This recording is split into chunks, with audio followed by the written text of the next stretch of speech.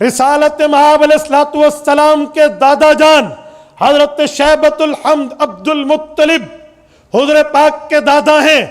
جب یمن کے بے ایمان بادشاہ ابرہہ نے خانہ کعبہ پہ حملے کا ارادہ کیا اور وہ آیا، ہاتھی لے کر آیا، راستے میں 200 اونٹ چر رہے تھے عبد المطلب حضور کے دادا جان کے، اس نے اونٹ پکڑوا لیے کہ کعبے کا متولی اپنے مال کی خاطر اور اپنے کعبے کے لیے چل کے آئے گا، وہ کہے گا میرے اونٹ چھوڑ دے، میں کہوں گا کعبہ حوالے کر دے، میں مذاکرات میں اسے نعوذ باللہ ڈھیر کر دوں گا۔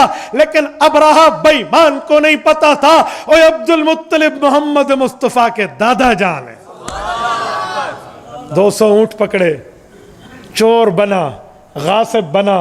کسی نے حضرت عبد المطلب کو بتایا جی آپ کے 200 اونٹ اس نے پکڑ لیے۔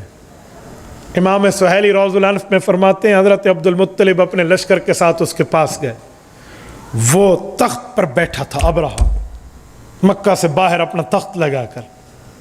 کہتے ہیں رسول اللہ کے دادا جان جب گئے نا، نسب محمدی کا اثر حضور کے دادا کے چہرے پر تھا۔ وہ اتنا مرعوب پریشر رائز کر دیتا تھا سامنے والے کو کہ اگلا اس سے پریشان ہو جاتا کہ کس شخصیت سے میں فیس ٹو فیس بات کر رہا ہوں۔ تو کہتے ہیں ابرہہ تو بڑا متکبر تھا، اپنے تخت پہ کسی کو بٹھاتا نہیں تھا، چہرہ دادا مصطفیٰ دیکھا تو تخت پہ ٹک نہ سکا، اٹھے اور بیٹھے، اور خود سوچا نیچے بیٹھوں، نیچے بیٹھ یا اسے ساتھ بٹھاؤں، کیا کروں؟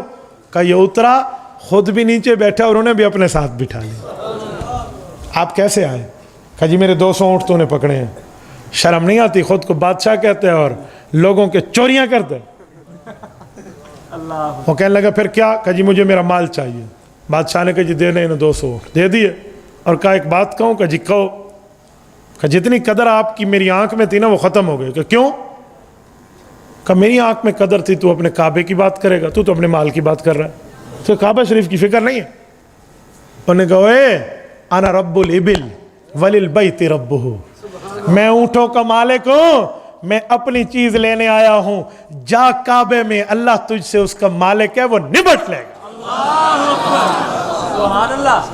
اور پھر آئے عبد المطلب اور خانہ کعبہ کا دروازہ پکڑا اور دعا کی، اللہم ان المرء یمنا رحلہ فمنا رحالکا وانصر علی آل السلیب وآبدیہ اليوم آلکا لا یغلبن سلیبہم ومحالہم ابدا محالکا جروا جمیع بلادہم کی یسبوا عیالکا امدوا بقید بحیائم۔ میرے مولا یہ لوگ آل سلیب ہیں، یہ توحید والوں کے پاس، کعبہ والوں کے پاس آئے، کعبہ کو گرا دیں۔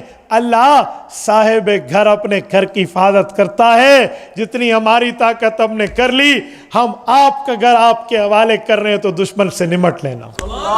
عبد المطلب سمیت مجمع مکہ المکرمہ پہاڑوں پہ گیا۔ قرآن کہتا نہیں ہے الم تر کیف فعل ربک باصحاب الفیل، ہاتھی والوں کے ساتھ تیرے رب نے کیا کیا؟ رب نے فرمایا ترمیہم بحجارۃ من سجیل، بائی نیم سٹون، لکھے ہوئے نام کے ساتھ کنکری آئی، جو ہاتھی کو لگنا یا بندے کو لگنا مقدر تھی، ہوئی۔ کیا ہوا؟ قرآن کہتے ہیں فجعلہم کعصف مأکول۔ کیا مانا؟